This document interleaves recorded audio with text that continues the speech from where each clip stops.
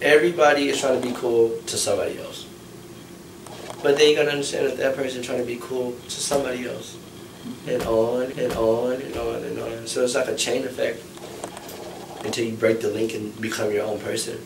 And that's what I'm not afraid to do. I'm not afraid to be my own person. What's your new project coming up? In the beginning process of creating it, what did you go through that made you want to just create an album? Or what's the story behind it? It started off with me being really unhappy. Mm-hmm. And I feel like I became someone that I hated. And then trying to be cool made me someone worse than that. You know what I mean? And it just put me in a really bad place, and I felt like I lost everything that I cared about. So I remember staying at Sasha's house for a few months, and I was working on music, but I wasn't really satisfied with a lot of it. They all were really great tracks, but I just wasn't satisfied. And I just felt like the only way I could actually make what I want to, I actually have to fix myself, rather than try to create and learn on the way. I just tried to change my direction, and I was fix yourself first, So I really started to I was in my head a lot. I stopped communicating to a lot of people. So I went through that phase where I just completely got off of social media. And once I felt like I was comfortable with myself and everything, I texted Jamia, because we didn't talk for a few months. Just relationship problems. But who I was before is what led us to our separation. So then I talked to her again, and she responded. And that same week, I felt okay, I really want to start working on the album. So then randomly one day, I was in that in between of falling asleep and being awake, and the title "Gum" stuck to my face. Just came to me because I was trying to think of a title that represent. Have you ever heard of the saying "You reap what you sow"? Mm-hmm. So it's you have to face your consequences. You have to face them. And I felt this was that's the point of this album. It's the lyrics are literally about me facing things that I was kind of afraid to face before or say before. And I feel gum are the people, or my inner demons, and they're just stuck to me. They're stuck on my path. They're stuck on my future if I don't set them free, or if I don't face them more so. Mm-hmm. So that's the direction for the album. So the sound is very gloomy. It's really numb and very melancholy, but it's also really beautiful.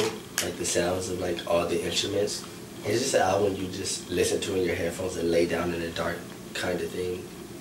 It's a blend of Pink Floyd meets Portishead kind of vibe going on. This new wave of music, everyone is trying to sound like Uzi or the next Yachty, or I don't know, it's a whole new wave, and it's people not being true to themselves, or just trying to be the next, what's already on. How do you feel about that? About artists not staying true to themselves? Artists that aren't staying true to themselves are mediocrities. They're mediocre. They're nothing. I don't think it means anything. Honestly, I don't listen to a lot of new music. I'm not even a fan of a lot of new music.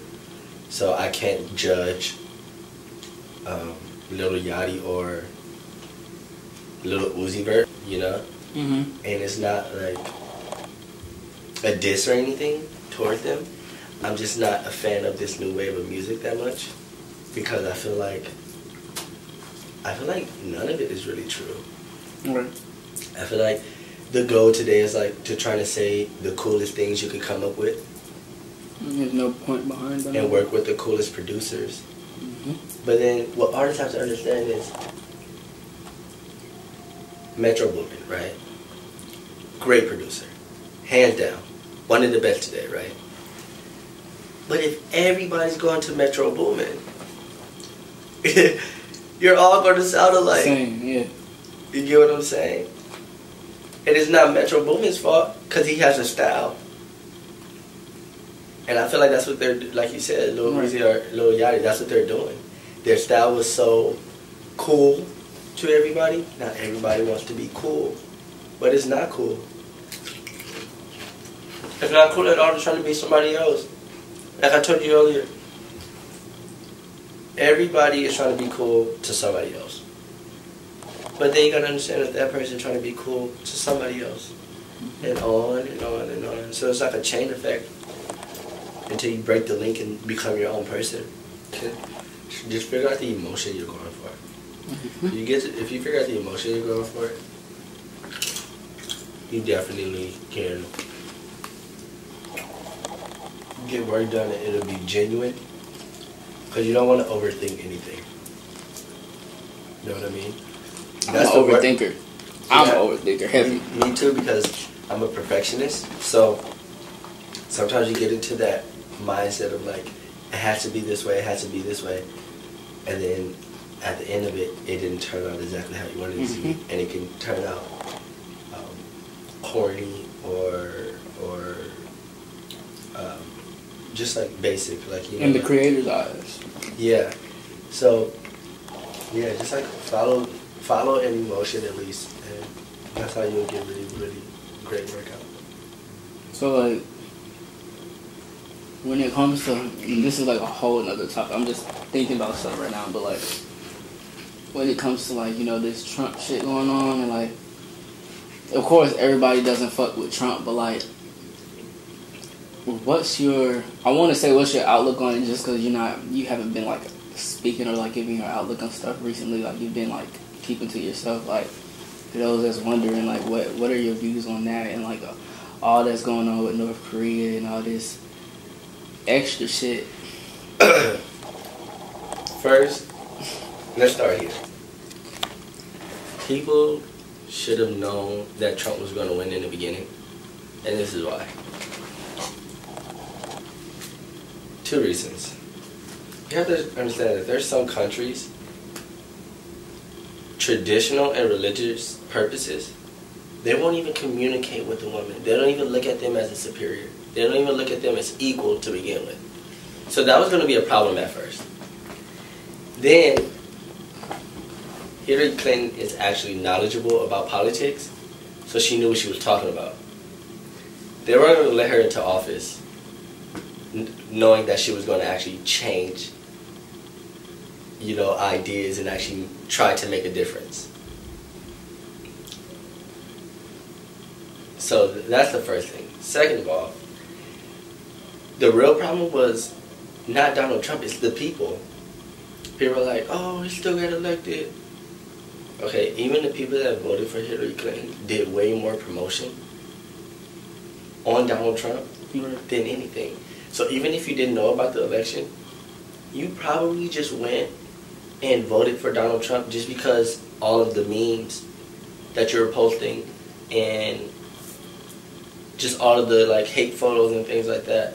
And like not to like, you know, like not to just like single out one specific race, but you had like all these people like, you know, F Trump and F this, and he don't care about this, and he don't care about the blacks, or he don't care about the Mexicans and all these things. But they were the main ones posting the memes about him. Right. It was like free promotion for him. And people don't understand that. Even if you're voting for Hillary Clinton, you post Trump way more than you post her. It was free promotion for him. So now, present day, he's a dumbass. Hands down. Like, I don't respect his decisions. And I wish I could speak more about it, but I just stopped paying attention eventually. I can't try to like base my life on his decisions. Right. I just have to live life until I know like everything's about to crumble down. You know, like one of the coolest things is Whitney Houston's daughter. I was actually out here in Atlanta when she passed. But we were only like a few houses away from where it happened. But they were like, you know, of course, like the news were presenting photos of her when she passed. And it was like a really sad moment. But they showed a photo of her and she was wearing my Twice beanie. And you don't understand like how great of a moment that was for me. I was like, wow, like, just like, those ideas are like my kids, you know, like, so to see them just like spread. And when I was shipping stuff out, like, I was seeing purchases from Paris, a few from like Germany, Jamaica, London, like, you know, so it was amazing to me. Like, it made me feel good to know that people look up to my style and they like really respect what I'm doing fashion wise. I like it. I really like it. But I think people are going to enjoy my new collection a lot more. A lot more. Because pieces that I have are groundbreaking. Where do you see this shit? It's going to be tight. It's going to be tight. It's going to be tight. Totally it's tight. It's going to be, like, really tight. But meeting you tonight, I never really put an idea of how someone is in my head. And then if I do, it's either you're exactly what I thought you would be, but then it's like rare that someone actually surprised me and be something different. So after meeting you tonight, I didn't really have an idea of how you would be, but the person I think that I've gotten to know is a really cool person, but I think you're still trying to find yourself. But the goal is to stop trying too hard. Just be. And I know that sounds hard, but just be. Don't think about it. But what I do respect a lot is a lot of people today, and especially because of social media, they're really worried about their perspective of themselves, like from everybody else. And I can tell that you're not really into that. And then what you do care about, what people think about you, is not about fashion or looks or work. It's like more so about like character and personality. And that's pretty cool. I don't know if you've like noticed that about yourself, but that was pretty cool. That's why I even like agreed to, you know, like do this interview, because when I haven't did an interview in years. Like I haven't even cared to do one, you know? So overall you're a really cool person. I appreciate that, my boy. And I just dropped Pringles on my really nice shirt. On a really nice shirt. It was meant for me. Having a son? Yeah, it was meant for me to have a son. And I also feel like, and it wasn't like out the blue. Right. Like it wasn't like, oh hey, I'm pregnant, and I'm just like, right. What? How? Right. Oh, I knew what I was doing. you know, I knew what I was doing, and I was still wrapping my head around it. Right. You know, but I knew what I wanted.